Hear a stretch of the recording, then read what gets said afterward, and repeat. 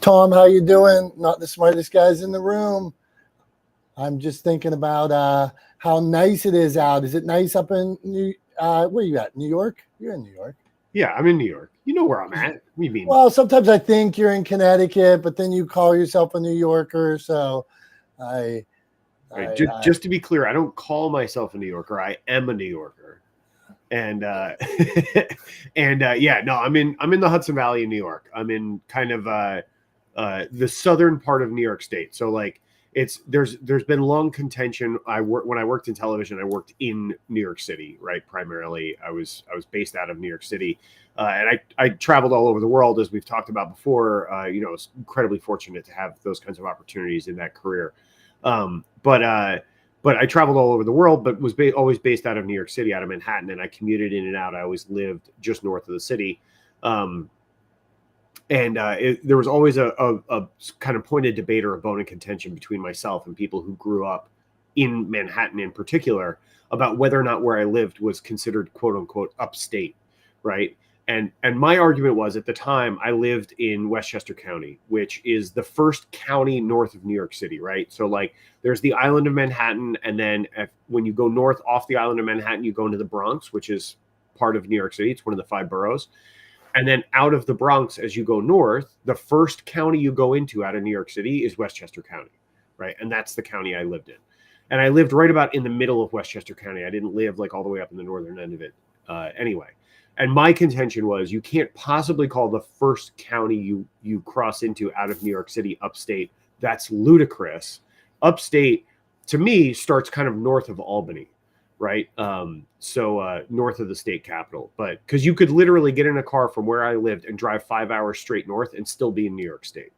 And I was like, if that's the case, like before you get to the Canadian border, like if that's the case, like you can't say that I live in upstate New York. Like the Canadian border is upstate New York. So, right? Okay, so upstate. So for the New York Cityers, the upstate is not a cool thing. Is that what's going on? Well, yeah, it was definitely a way for them to sort of like talk down or give me grief about not being a Manhattanite or somebody who lived in the 5 boroughs in New York City. It's this sort of like, if you've ever heard the term bridge and tunnel, Yeah. right? Like, oh, they're a bridge and tunneler, right? Which means that basically like, oh, well, they don't live here. They just commute in and out. They come and go, right? So they're a visitor. They're not really like actually a New Yorker. The flip side of that is my family has strong ties in New York. My father's family has been in New York for about 150 years. And if you read histories of the Bronx in particular, you'll find my family mentioned. So like there is a strong history in New York, and I feel very comfortable calling myself a New Yorker by virtue of that. So that's. But I live in the Hudson Valley of New York now, right? So I live about 60 miles north of Midtown Manhattan. Okay, and I like this bridge and tunnel. That's an interesting phrase to me. I like it. So I've learned something. So, and then when you say about moving county over, I live the next county over from Pittsburgh. Pittsburgh's in Allegheny County. I live in Westmoreland County. So I can hop on the Parkway, which me and you did, and we were there in 44 minutes in downtown Pittsburgh. And I would consider myself a Pittsburgher, but also, a Pennsylvanian, or, I don't have any, but I don't live in Pittsburgh. So for some people, I consider it more if I was talking to somebody from outside of the area. I'm from Pittsburgh. So if you focus it more down into where I live, I live east of the city or something like that. Hey, Tom, let's get to it. Today, enough of my Pittsburgh talk, and I won't tell you about the sun here. Lois, Howard, what's going on here? Today, per Tom, we are going to talk about clickbait. So that's the route we're going down. Is it a good thing? Is it a bad thing? Clickbait versus story. Tom, what you want to lead us into this, since it was your thought? Yeah, sure. I mean, obviously I've got some ideas on this. This is something that comes up a lot. If I'm not looking up at the screen, by the way, for anybody watching the live stream, I'm just inviting some people into the clubhouse room today to come hang out with us, but and be a part of this conversation. But yeah, I mean, I think there's clickbait is and always has been for me sort of like the shortcut, right? It's the short, fast route to getting somewhere. It's the quick way to do something. And really what it's the quick way to do is it's the quick way to boost your sort of metrics on social media in terms of engagement, right? And what I'm really talking about when I talk about engagement in this context is likes, right? Click through, things like that. Really the sort of like the lowest, kind of lightest, easiest form of engagement that you find on social media. And the reason why I think a lot of people engage in clickbait, especially sort of on the entrepreneurial level and on the personal level, is because it gives us a quick endorphin bump, right? Like you get that endorphin, that thrill of like opening up your social media app of choice and seeing that you had X number of likes or views, right? It's really views and likes are the ones that are I'm talking about here. But like you had X number of views or X number of likes on a post, and you get that little endorphin bump, like ooh, I like it. This is exciting, right? So clickbait, I think, and we all know what clickbait is. I think if we need to define it later on in the conversation, we absolutely can.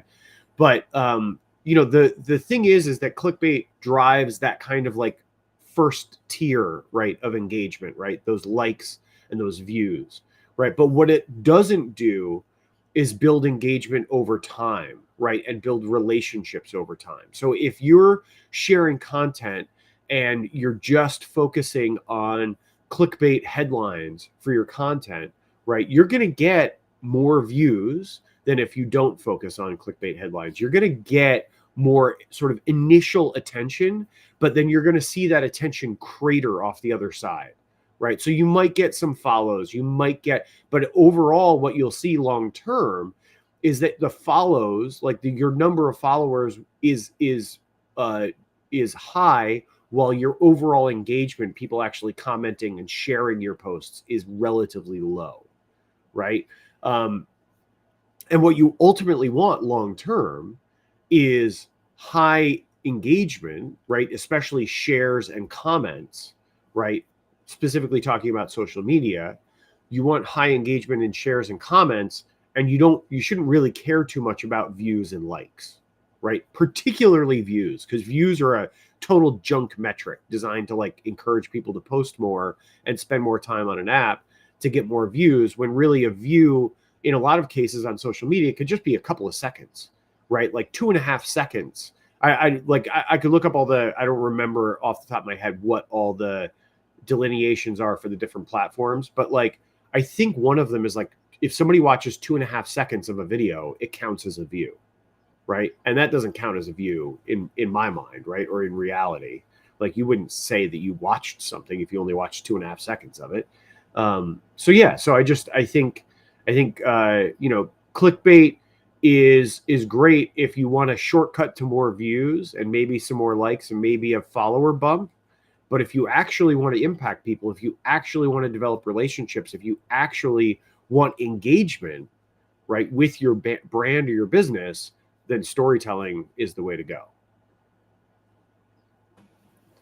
Beautiful, Tom. Nice rundown on that. So let's hear from our friends. We got Lois, Leslie, Stephanie here. So Lois, and we have somebody on LinkedIn that said hello. Let's see who says hello. Professor Nicoletta. Okay, Lois, clickbait, storytelling. Where do you fall on this subject? Well, I almost never do clickbait rooms because it does, like Tom said, it doesn't really build the audience that you need for staying power, right? So my way of doing things is always by storytelling. We do our own personal stories in Ever Mindful House here in Clubhouse because it brings connection to people, and there's somebody that you can relate to or has had a story similar to that, or you've made a connection now, and that's when they'll come back over and over again. But that takes time. It takes time, and it takes effort, and it takes passion, and it takes, something, stick to itness, I think, is what it really takes, because in order to build that foundation, you've got to put your own skin in the game, right? Sometimes it's money, and sometimes your time is money. And when you're putting as much time into something, you're going to build the audience that you'll attract to and build your base of following. Clickbait's great for quick engagement, like you said, but I don't personally use it unless I want to joke about something or have a fun room and see whoever I can get in. But for my regular content, I don't do any of that. Lois, spot on. And I nobody in this room, at least me and Tom, are not endorsing clickbait. Oh, no, no, I know. Yeah, You yeah, just yeah, wanted yeah. my take on it. Yep. No, we did. Yeah, I just want to make clear that. No, I'm clear on that. Yeah. Okay, good. No, appreciate you. So, Lois, as you build communities, I know you have a lot of followers and people that love Lois. How do you handle when somebody comes to you and says, Lois, I started something and I only have 2 people that follow me. I only have 3 people, 10. What do I do? And they're depressed because they see the success that you're having and they don't know how to even start. What do you do? What I say to everybody when I talk to them about first coming into Clubhouse. When I came into Clubhouse, I had 0 followers. Okay. It was during COVID. I opened a room. I sat there by myself sometimes doing sound healing. And what I thought, well, you know what? If for nothing else, I'm going to be doing sound healing for myself, and it's practice for me, right? That was 3.5 years ago. Like, I have worked a full-time job this whole time. I have done Clubhouse this whole time. I've made connections you've got to build it brick by brick. There isn't a fast track way that really is lasting staying power. Unless you get extremely lucky and you're like Willy Wonka and hit the golden ticket. But even that, right? His intentions had to be good. He had to have the right purpose. Things had to align for him. And then all of a sudden, he wins the whole thing. So that isn't really most people's reality, but you got to put the time and effort into any project that you're doing if you're passionate enough about it succeeding. Lois, the first time somebody's used a Willy Wonka analogy on here, and that was really well done. And it is interesting. If you build it, they will come. They put in the work. They were ready for the moment, and then they deliver. So I am a big believer in, like, each of us working on our craft, getting better. Whether it's a podcast, whether it's your business, whether it's your messaging, you improve daily. Stack those wins. And then someday that opportunity comes. It will never come. I am sorry to say this. I don't believe if you're sitting on the couch, if you're doing nothing, that the opportunity is going to come. But if you're out in the world, you've worked on your craft, you're making new relationships, all of a sudden I'm in Ever Mindfulness with Lois and I tell a good story, and maybe one of Lois's famous friends says, that guy, I like him. I'm going to give him a chance. And that's networking, being ready for the moment, and all of that. Tom, what say you, my friend? Yeah, I mean, absolutely. I think, I think at the end of the day, it's just super important to stay focused on kind of what your goals are and what's going to actually get you there. And I sort of agree. I think, like, sometimes when Lois was talking about before about, like, sometimes she'll post something or share something that is, like, I guess maybe technically falls into clickbait because it's funny or it's lighthearted or whatever.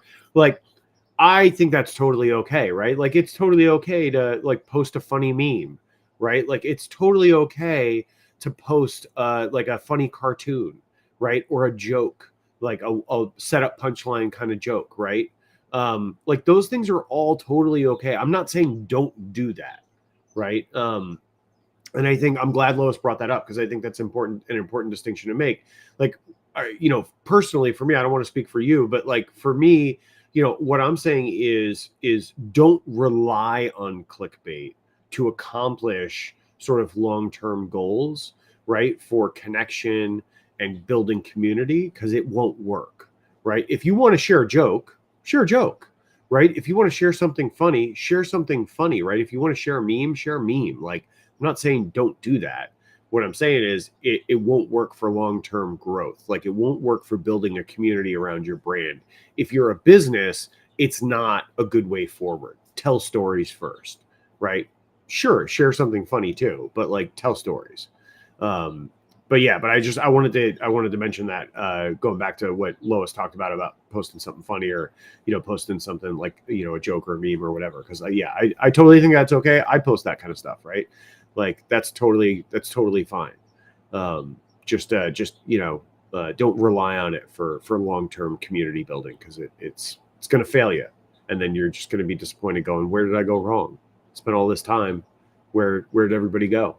How come no one's here?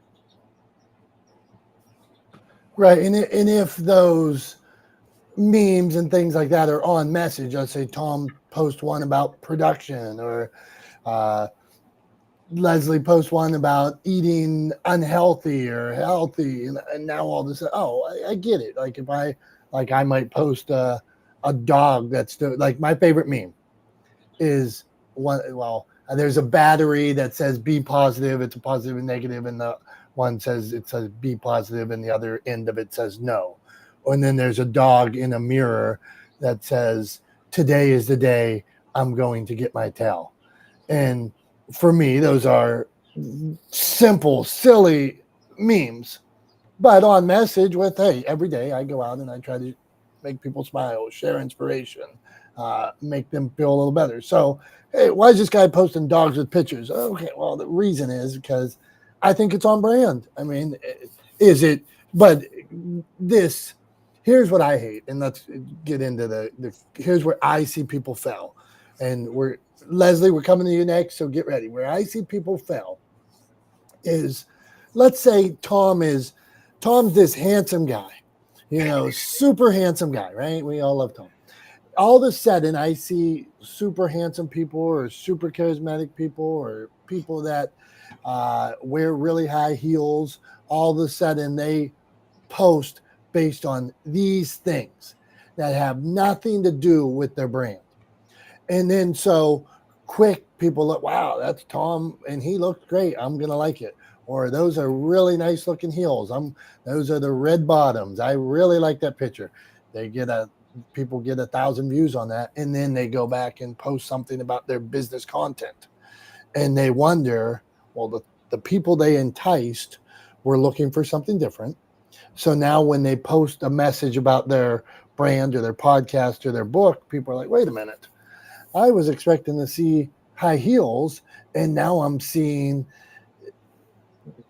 wellness books and things like that. So they are off brand, off message. And ultimately, I think that clickbait hurt them, but they fall in love with the views.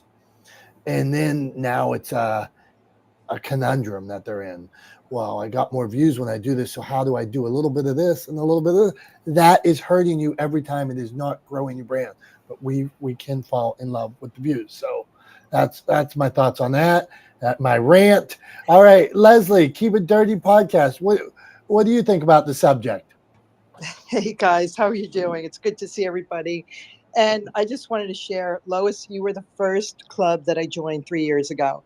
It was like food for the heart and the soul. I was in the midst of my mother going through strokes, and then she passed. And I always knew that I could jump on your clubhouse and just chat, laugh, listen to really cool music, very nostalgic of when I was a little girl. So thank you for that. And clickbait, you're going to laugh. I just had to Google it because I've heard of it, but we are people here on stage that are real passionate about what we do and attract true people. And I think we're really savvy now after me growing and evolving on social media over the last couple of years, to just stay away from those people and really do your diligence to look into the way they're branding themselves. Are they always constantly every couple of months switching and swapping into another uniform of this persona? So I love this conversation, and it's been a while that I've been up on stage, but thanks for having me. Thank you for stopping by. All good points. And I'll challenge everybody in this room. I bet if you look in your DMs on LinkedIn right now, you will find your, sorry to say this, I'll bet you find your inbox flooded with clickbait. People, I just want to learn about your business. I have, where their intentions are different than the message they are leading with. And to me, it's just a different form of clickbait. Tom? Yeah, I'm with you there. I mean, I think to me, like from a marketing perspective, from a communications perspective, right? Because again, like I always say, I'm not a marketer, I'm a communications expert, right? From a communications perspective, it feels when businesses and brands employ clickbait, it really kind of feels like sleazy sales to me a little bit. And it also reminds me of like click funnels, right? Which are something that I'm not a big fan of, because ultimately they're designed to lead somebody down a path towards purchase, without really determining if the person actually, like, by overcoming any sort of hesitancy, rather than like fully presenting things up front, saying, here's the solution if this applies to you. It sort of takes people on a quote unquote journey that I feel is, like, in a lot of cases kind of disingenuous. And that's where I sort of run into a problem with it, is that, like, if you're using clickbait, and like, sort of clickbait headlines and articles and things like that, and content online to sort of build your brand or build a following for your brand, then I feel like you're being a little bit disingenuous. And similarly, I feel like a lot of businesses are pretty disingenuous in their sales tactics when they employ in their employment of things like ClickFunnels, right?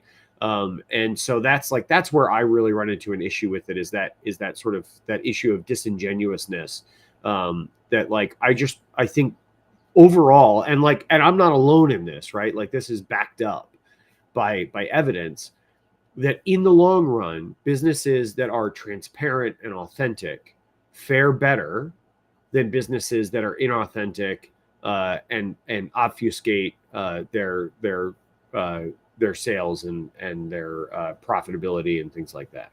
So, I don't know. That's where I kind of land on it, is that I just think that at the end of the day, you just should be honest with people. I don't think that doesn't feel like a revolutionary perspective, right? It seems like that should be the norm, but it's not. Well, seems fair, Tom. I have this from like a lot of years of sales training, and I think the thing that it boils down to for me is, if they like you, they trust you, they buy from you. They, like, if you're in a sale, it's these basic premise, like, they like you, they trust you. So if you're breaking any of these things, well, if you show up and you're an idiot, if you act like a jerk, they're not going to like you. If you don't know your product, if you lead with, like, I almost want to have a conversation with this one guy on LinkedIn that sent me a message, and I replied, and it was a clickbait-ish, but I have an uncle that's a 50-year golf pro. This gentleman had golf in his bio and was telling that he was in golf-related field. I replied, interesting. My uncle's a 50-year pro. Okay. Maybe that isn't that interesting, but I would think to somebody in the golf field that is reaching out to me, my rebuttal, I was like, hey, again, no, the response blew right through it, and it was an obvious, like, must be like the filter, send this, get response, send this back, get response, get this back. And for me, I didn't want to respond in the first place because I had a feeling it was clickbaitish, and I did respond, because I'm like, this, I want to talk about my uncle, whatever. And so, nope. And so now I'm like frustrated with it because I've got like level 2 and level 3 hit back. Hey, do you still want to talk? No, I didn't want to talk in the first place. So you reached out to me, So that's where I'm at with it. Tom, let's get into storytelling with this subject a little bit. But first, I think we should thank everybody who joined us. Hey, on Juneteenth, emancipation and extra emancipation. Yeah. I think absolutely. I think we'd be remiss if we didn't say Happy Juneteenth to everybody. I think it's a very good thing that this has been made a federal holiday to celebrate full emancipation. Right. It was 2 years before news or word got to Galveston, Texas, that the South had lost and slavery had been ended. And those last remaining slaves in the South were finally freed. So, I think it's a good thing that it's a federal holiday. I think we should celebrate more things like this, positive things, positive holidays, right? It feels like that's right in your wheelhouse with keeping it positive and sharing positivity, right? Hell yeah. And in an inclusive holiday, positive holiday that every person should be free. Well, this is something that I can't argue with. And today we should keep on fighting for these kind of things, equality in all. Soapbox moment. Right. I hope to live in a world where we can keep fighting for equality of all things, whether it's age, race, gender, looks, color, job, pay, healthcare. I want to live in that world. So I will, try to be a person that can stand up when I don't think I am seeing that. So 100%. 100%. Absolutely agree. And I think the other thing too for me is that, like, yes, absolutely, equality is important and something we should always strive for. I think in addition to that, we should always strive for equity of opportunity, right? There's so many things, so many places in society today where some people are advantaged above other, and it's always going to be that way, right? Some people are always going to sort of have a little bit of a head start or have a little bit of an upper hand in certain situations. But I think we should always work towards leveling the playing field and giving everyone equitable opportunity to be successful. Ultimately, I kind of feel like that's what this whole American experiment is all about, right? Is what can you do when given the opportunity to do it? But people have to be given the opportunity to be successful, right? Like, no person. I heard an interesting thing. Like, this is kind of like this helps back it up. I heard an interview with Mark Cuban, right? Everybody knows who Mark Cuban is. Well-known billionaire, sold his majority share in the Mavericks, but still is the general manager of the team. And he in an interview, somebody asked him if he had to start all over, could he do it again? Could he? And he said, what, become a billionaire? And they said, yeah, become a billionaire. And he said, nope, absolutely not. He said, the only reason I'm a billionaire is luck. He said, I could become a millionaire again. I could definitely do that. If left to my own devices, if I had to start all over again from zero, I could make myself a millionaire again. He's like, but there is no such thing as a billionaire that got there by virtue of their own hard work. All of us, he said, all of us are here because of luck, because we got lucky, because we were in the right place at the right time and had the right opportunity and were able to take advantage of it.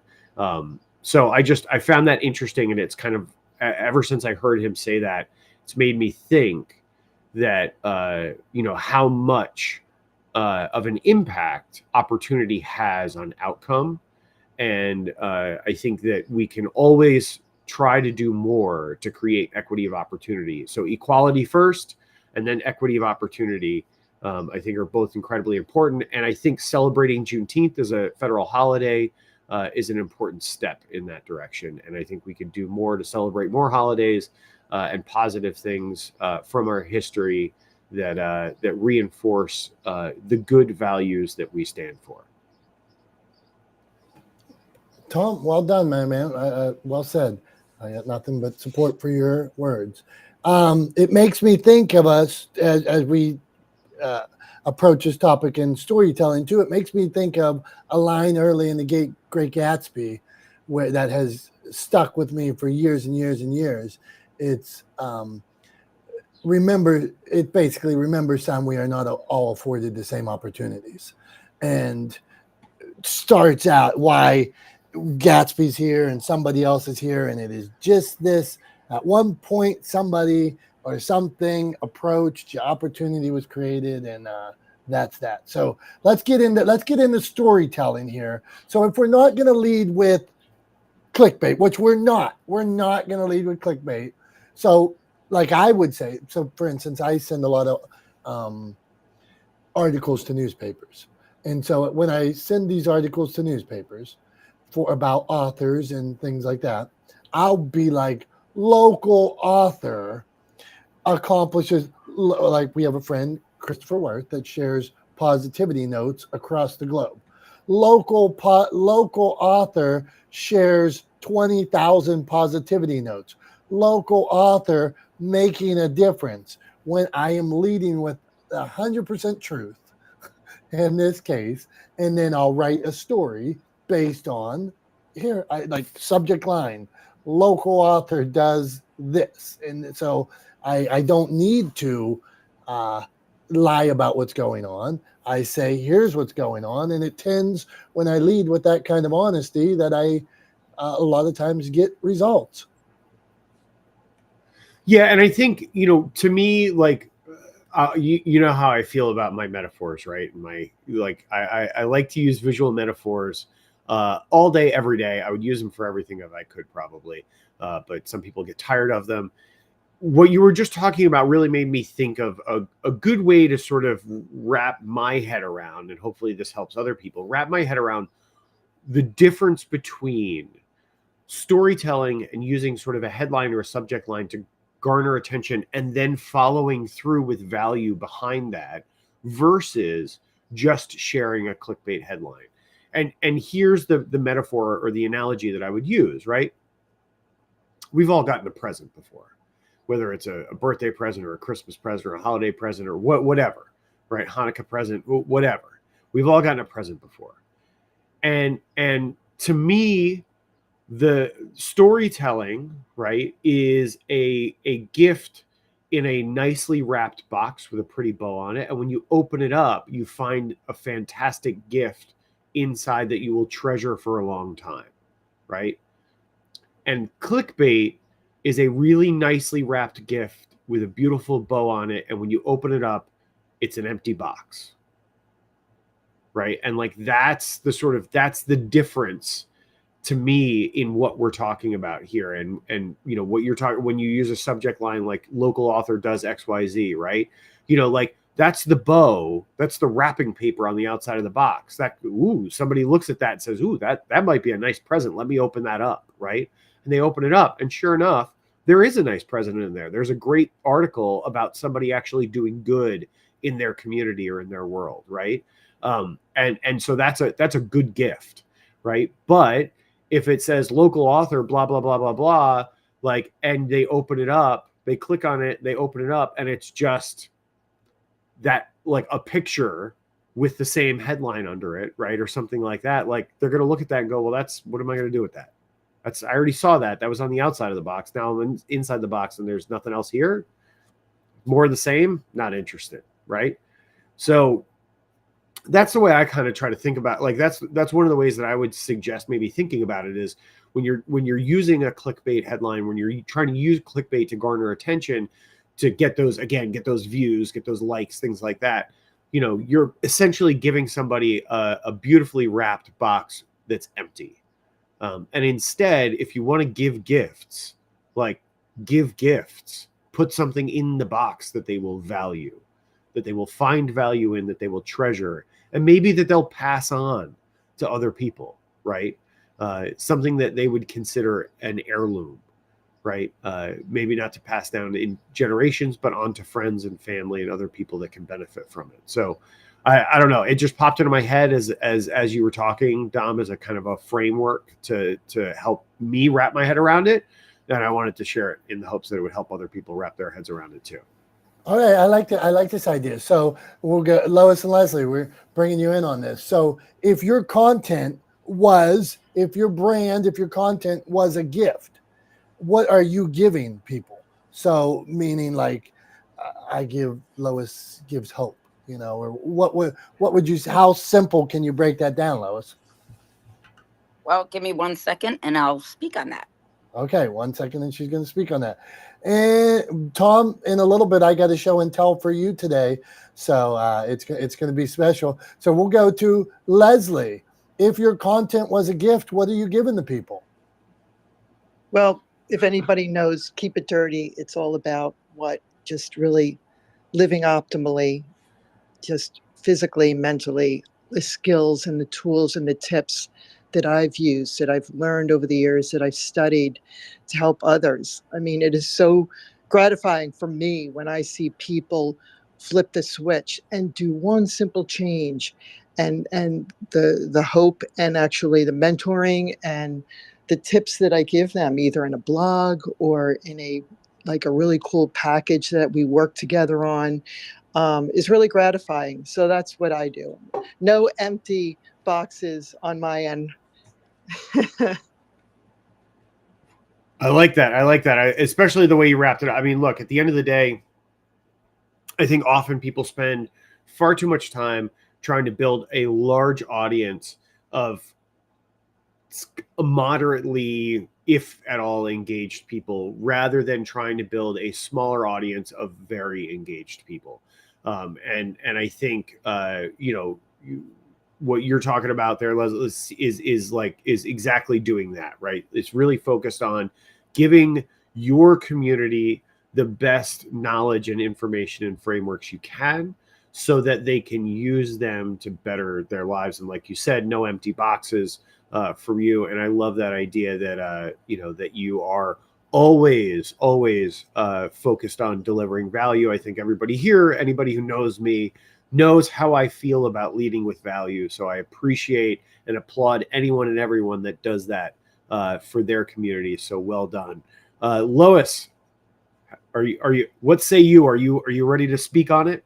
I'm ready. And actually, if you wouldn't mind, what I'd like to do is read something out of this book I've been reading every day called The Book of Awakening. And it kind of speaks to what I think that our house kind of provides here on Clubhouse. If you don't mind, it will just take me a second to read this. And it's called, for June 19th today, it's called A Wider Horizon. And it says, the eyes experience less stress when they can look upon a wider horizon. That's a quote by R.D. Chin. And that's what I think we give people, is like a wider horizon. And it goes on to say, whether it be physics or architecture or Eastern forms of meditation, or Western forms of prayer, every field of inquiry affirms the fact that the wider our view, the less isolated we are. The more connected we stay to everything larger than us, the less turbulent our time on Earth. This is why it helps to share our journey with others, because in so doing, we become a chorus of voices, and the stress of going solo lessens once we discover that we are not alone.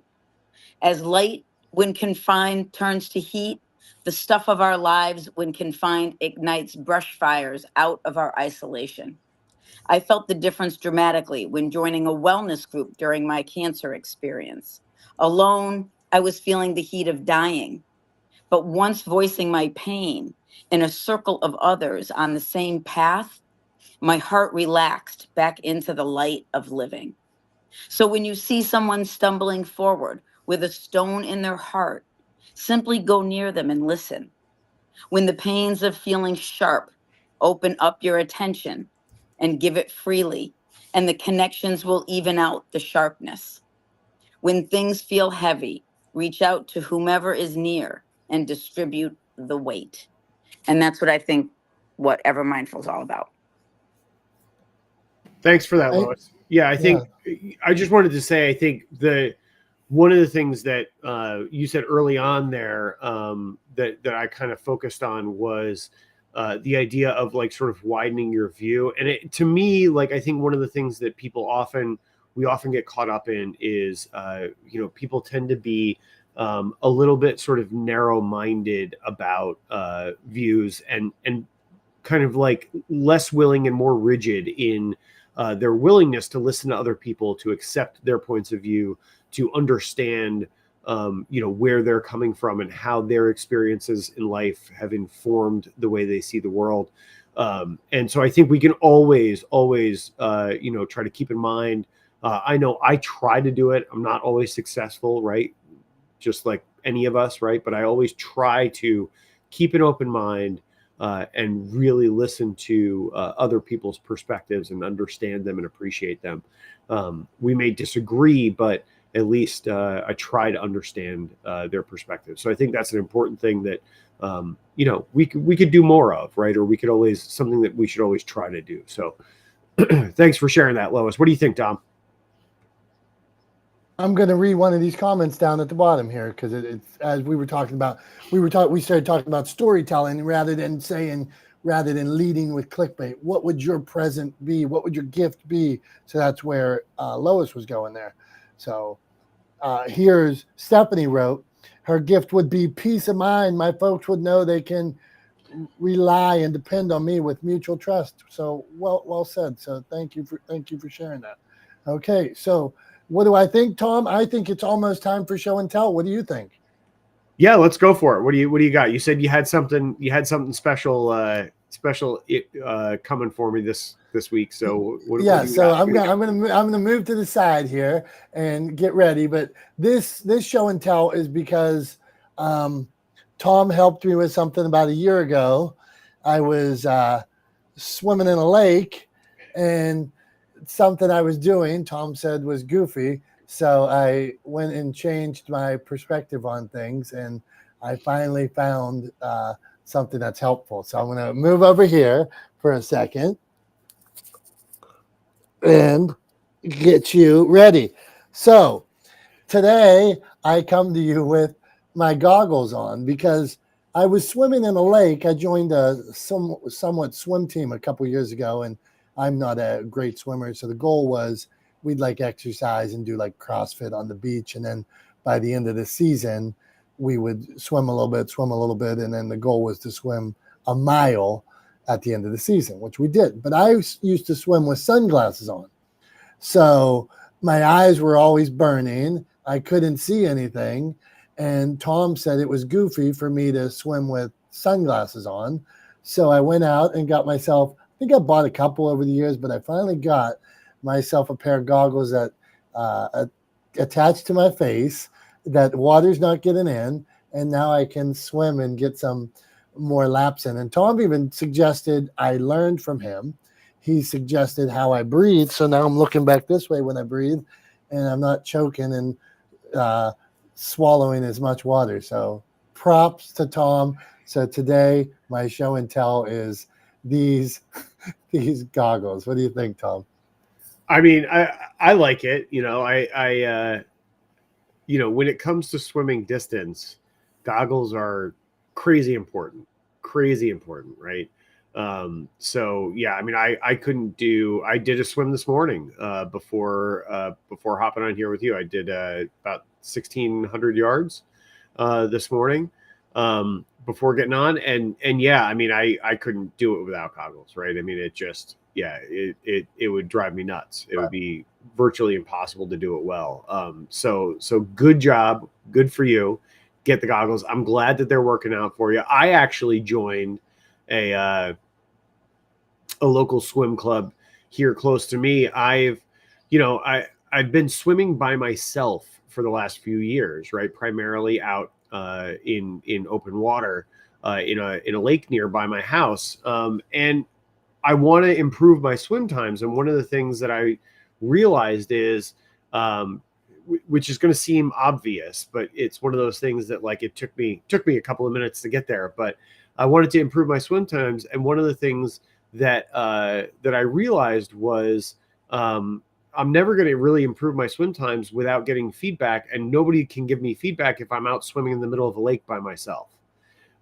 So there's a local swim club. The prices were very, very, reasonable.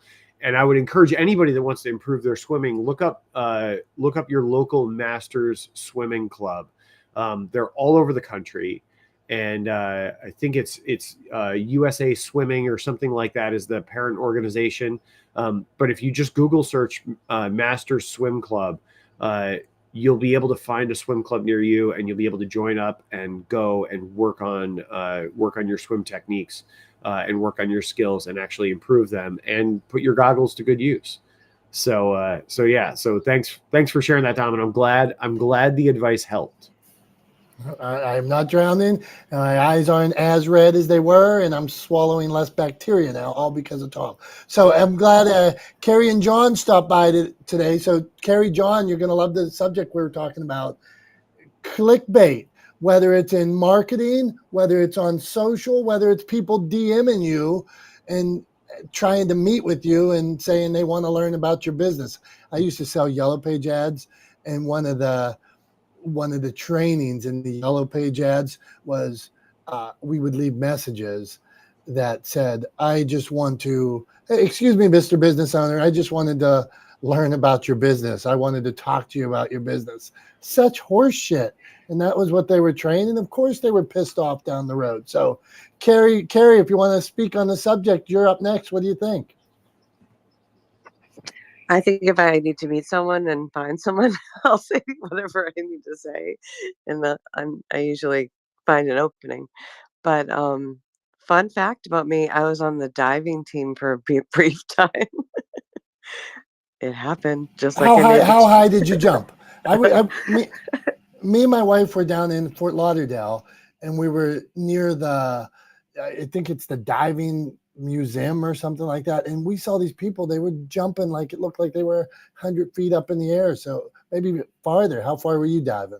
No, not that far because I'm afraid of heights, but Okay. I just had to get out of my house and sneak into a country club that my friends were at, and I had to join some kind of team. So I did swimming and diving for that summer, and I have pictures to prove it. I know people don't believe it because I don't think I'm going to go swimming anytime soon now. But yeah, it's perfect. So. It's perfect swimming weather. It's 90 degrees out. Come on. Hey, okay, Carrie. So back to the subject. So and this isn't a bad thing at all, but you're saying to get in the door because what you have later on is so valuable, you do what you got to do to get in the door. Is that the suggestion? Yeah, I think everyone deserves a seat at the table, and if you're passionate and you want to be there and you have something of value, then you're gonna go through the kitchen door and do whatever to find that person. And I've done that my whole life, and I think you can do it. So, and I champion the person that goes around the obstacle to find that person. So that's what I have to say about that. All right, bring it on. Okay, so John Jay, can there be value to clickbait, or is it just like, is that just some fancy term, or is it like, Carrie, hey, you're just trying to get in the door? So what's your thoughts on it? Should we use it? Can you use it? Is it completely bad? Is it silly? What do you got for us, man? And I'm glad you stopped for this subject. I'm glad I'm here too. I'm usually not available this time of day lately, but it depends on what we use.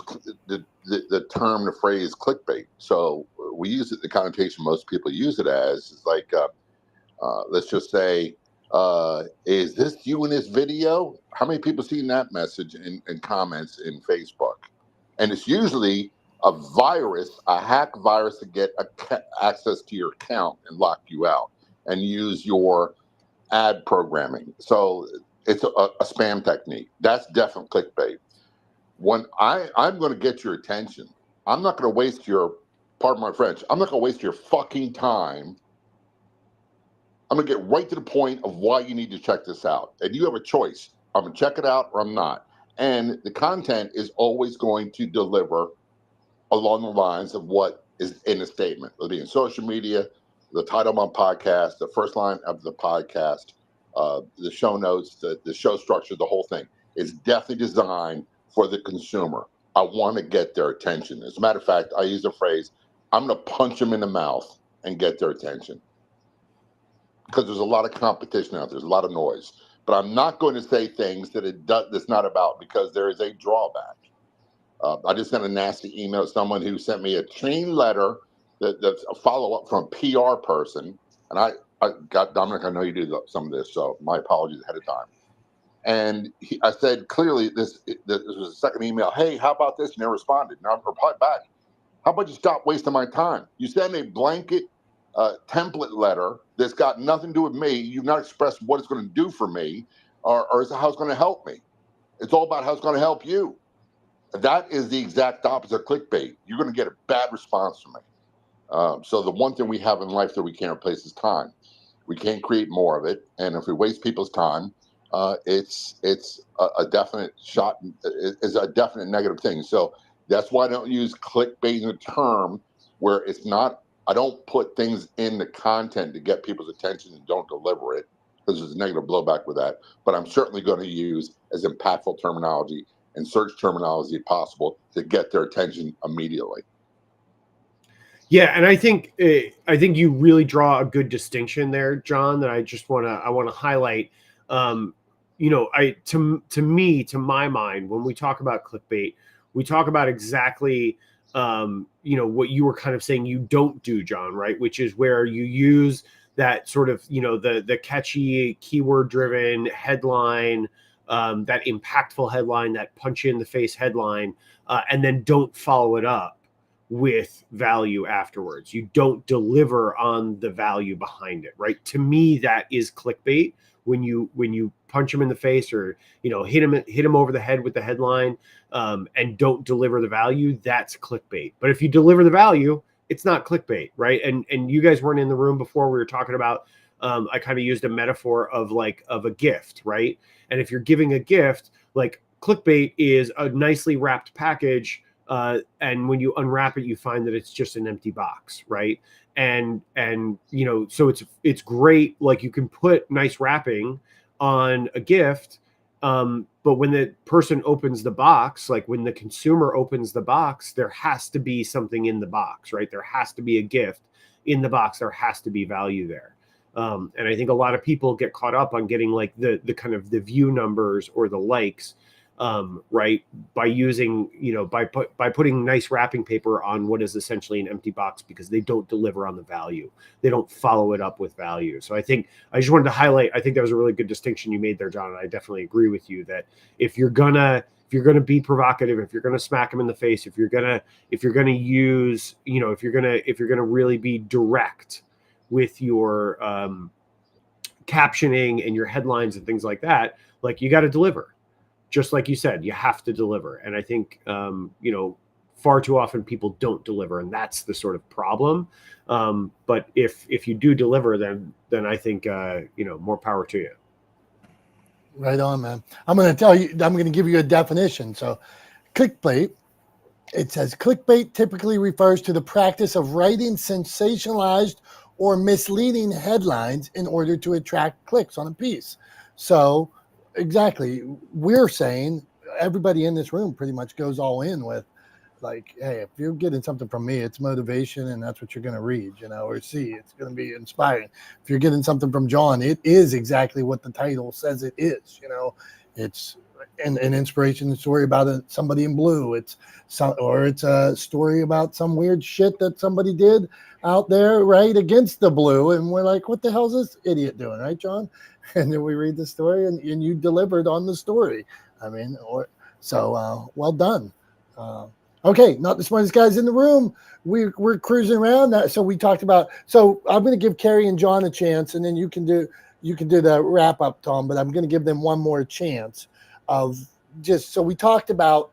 Well, if we're leading with storytelling, what is the package? What is the gift that you would be giving?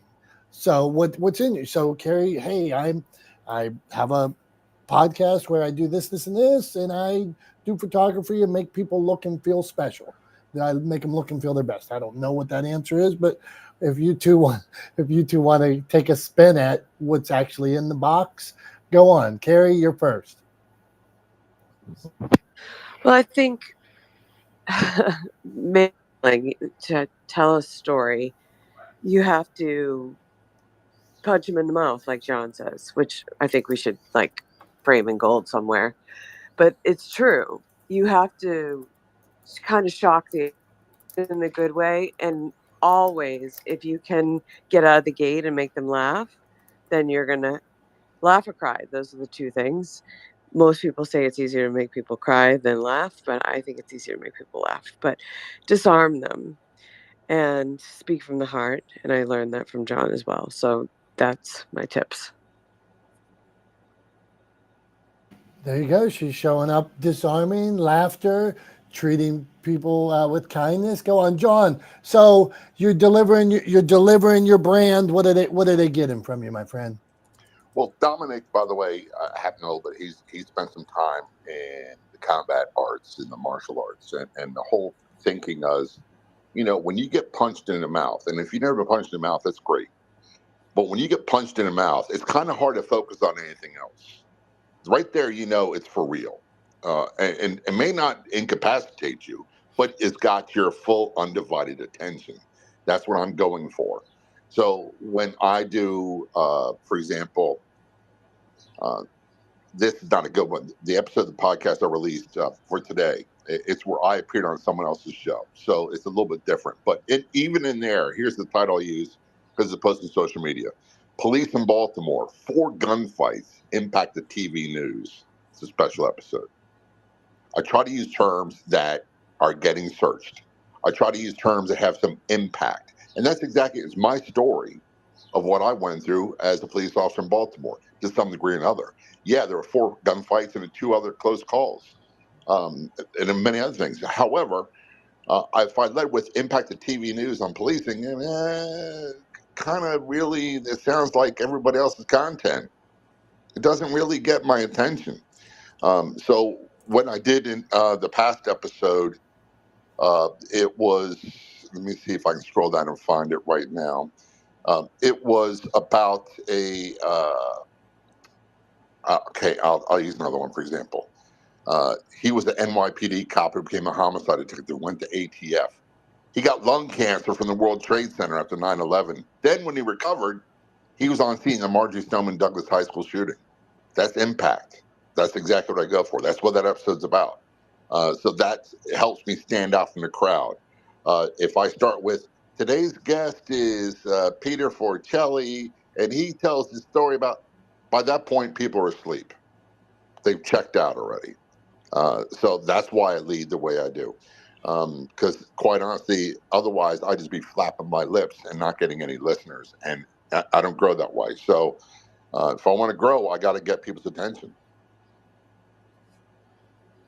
There you go, brother. And you're doing a good job with it. And I, like Carrie thanked you, and I want to thank you as well. You do a good job sharing what you've learned with other people. And so we appreciate that. You're helping. We talked about rising tides lift all boats, and so you're doing that as well. So thank you, John. Appreciate it. All right, Tom, not the smartest guys in the room. It's that time of day where you tie it all up with a nice little bow and leave us with skipping our step. So go on, my friend. All right, no pressure. I'll do my best.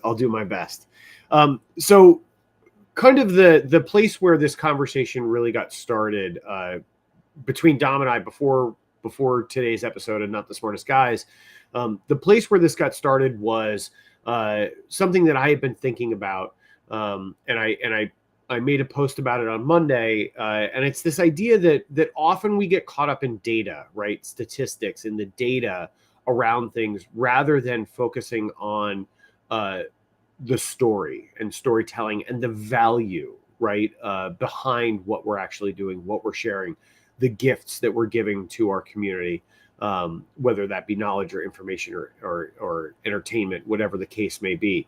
Gifts come in a lot of shapes and sizes, right? But we often get caught up in the data. We often get caught up in the statistics. And that's what we were talking about at the beginning of the episode when we were talking about likes, right, and views on social media posts. And so I just want to leave everybody with this. Just remember that when it comes to creating content, when it comes to building a community, right, that's a decision that you're asking your audience to make. You're asking your audience to become actively involved in the work that you're doing, to become actively engaged with you and your brand and your business as a member of the community. And ultimately, when it comes down to it, we all make decisions based on emotion first. We rationalize them after the fact with data, right? And data can be good, right? Data can shape our decision making. I'm not saying it's not worthwhile, but we make decisions emotionally first, right? And so all I would say is, if you're asking people to make a decision, give them something that delivers emotional impact for them. Nobody in here, nobody listening, nobody watching this could claim that they are more likely to laugh out loud, or laugh until it hurts, or cry based on statistics than they are based on storytelling, right? So all I would say as we wrap it up today is just remember to give people what they're actually after, and that's an emotional relationship, emotional touch points that they can share with you, and to use emotion to help build a community, I think is incredibly important. So just bear that in mind as you wrap up those gifts that you deliver to your community through your storytelling and through the content that you provide for them. Make sure that you are making them laugh until it hurts, or making them cry, or just making them feel. I think that's the most important thing. So that's all I'll say about it for today. I think that's where I'll leave it. Appreciate all of you guys being here with us. As always, you're incredibly valuable to us, to both Dom and I. We love you guys. We appreciate you. You are the reason that we show up every Wednesday to do this. So thank you for being a part of this community. And until next Wednesday at 9:30 a.m., until the next episode of Not the Smartest Guys in the Room, we hope you have a great rest of your week. Happy Juneteenth. We'll see you guys soon. We love you. Thanks so much. Bye-bye now.